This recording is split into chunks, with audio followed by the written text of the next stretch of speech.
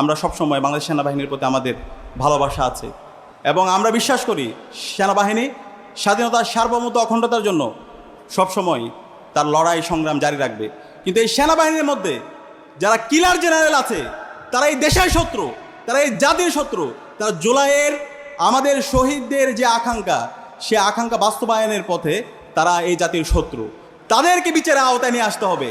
কিন্তু আজকে দুর্ভাগ্যের বিষয়, আজকে আমরা দেখতে পাচ্ছি এই কিলার জেনারেলদেরকে তাদেরকে এসি প্রিজন বের করে নিয়ে আসা হচ্ছে, তাদেরকে যেখানে রাখা হচ্ছে সেখানে তাদেরকে এসির ব্যবস্থা করা হচ্ছে। এটা পুরো জাতির জন্য লজ্জা। জুলাই বিপ্লব পরবর্তী আমরা এই ধরনের এই খুনি জেনারেলদের এই অবস্থা আমরা দেখতে চাই না। আমরা তাদেরকে বাংলাদেশের যেই আমাদের যে কারাগার আছে সেই কারাগারে তারা থাকবে। বাংলাদেশে যে আইন আছে, আন্তর্জাতিক অপরাধ ট্রাইব্যুনালে যে আইন আছে সে আইন অনুযায়ী তাদের বিচার হবে। তারা যে হত্যা করেছে, তারা যে আইনাগর তৈরি করেছে, যে গুম খুনের সাথে জড়িত আছে সে অনুযায়ী তাদের বিচার হইতে হবে।